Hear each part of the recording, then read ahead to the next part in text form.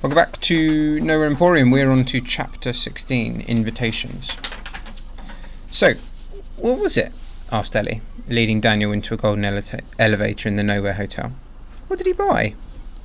I couldn't tell, said Daniel. He rushed straight back to the Emporium and locked himself away. He shook his head. Something's not right, Ellie. I mean, you should have seen the way he acted in that shop. All aggressive and desperate. The elevator opened as they walked along a plush hotel hallway and knocked on the door to room 108. Yes, coming along, said a voice from inside. Why do we need Caleb and Anya to help us with a few invitations? Asked Daniel. Ellie smirked. You'll see. The door opened, and the doorway was completely filled by the huge body of Caleb the fire breather. He smiled down at Ellie. That time of year already, eh? He stepped aside, allowing Anya the snake charmer out of his room. She was holding a set of playing cards, and she waved them in front of Caleb's face as she passed. Seems I'm on a roll, she said. Remind me, Caleb, what was the final score? Caleb muttered something under his breath, then shut the door with a bang and said, Let's go before Anya's head becomes too big to fit through the lobby.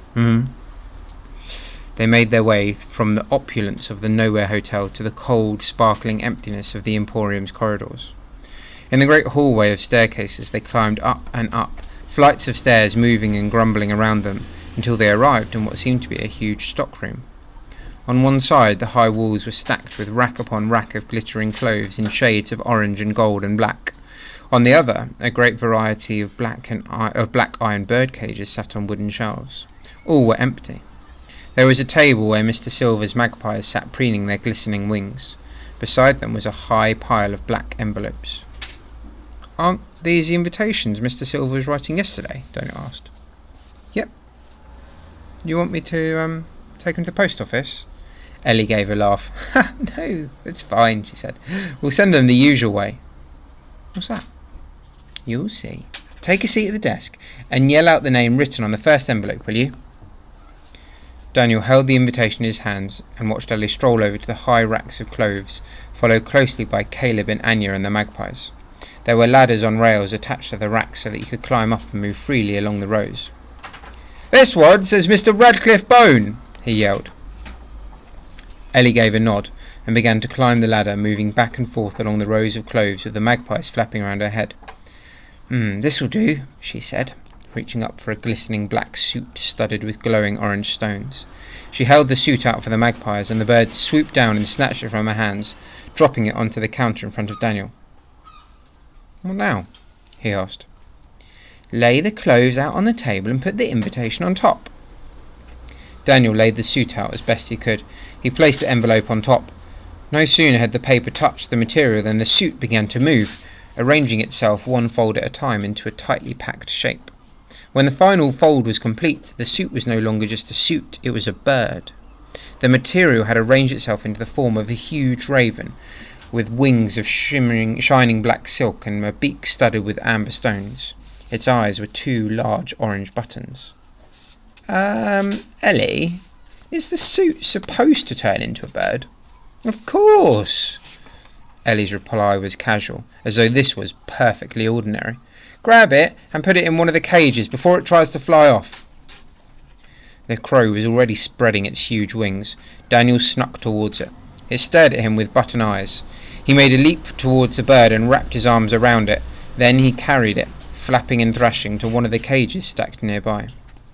When the cage was locked, he wiped the sweat from his brow and gazed up at Ellie, who was clearly having a great time watching him struggle.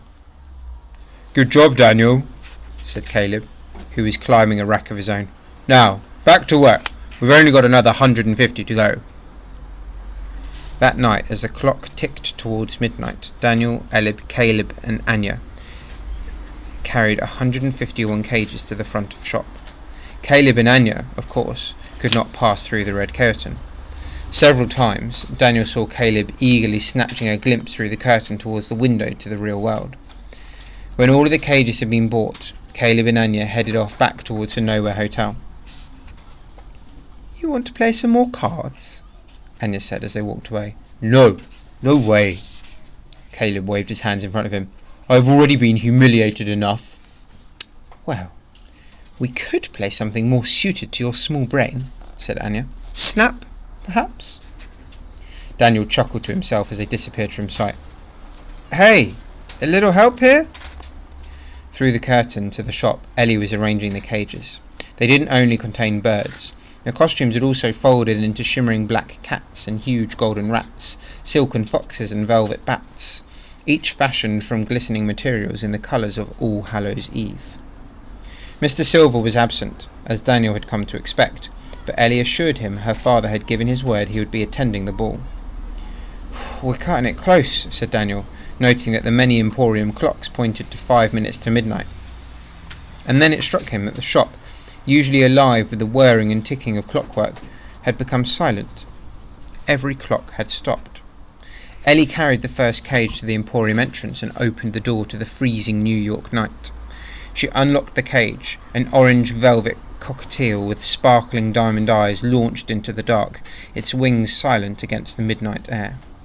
Cage by cage, Daniel and Ellie released the animals, each headed towards the address scrawled upon the invitation at its heart. Every invitation arrived at its destination, from modest apartments to grand townhouses and hotels. They squeezed through letterboxes or down chimneys or through open windows. They snuck to the bedrooms of the invited guests and folded at the foot of their beds. The invited guests did not know what had awakened them from their dreams, or even if they really were awake at all. They discovered mysterious envelopes that contained small black cards promising the chance of a lifetime, the opportunity to attend an enchanted ball. And they found clothes, ball gowns of deepest black velvet of burning orange silk, crystal tiaras decorated with flourishes of gold, diamond rings and golden necklaces, tuxedos and top hats and tails, each item fitting perfectly, as if it were made to measure. When they were dressed, the guests made their way through the streets, drawn towards the Emporium like sleepwalkers through enchanted dreams. They approached the shop and came together, standing silently in neat rows, neither asleep nor awake. None of them noticed when Vindictus Sharp slipped from the shadows and joined the gathering crowd. He was not attired in Halloween shades like everyone else. He wore a finely tailored suit the colour of charcoal and carried a silver-topped cane. His silver hair and moustache were neat, and his eyes were an unnatural electric blue. Strolling through the queue, Sharp selected one of the guests, reaching over an elderly man's shoulder, plucking the invite from his hands. Then he whispered something in the old man's ear, and at once the old man turned and began to walk dreamily away from the Emporium, heading for home.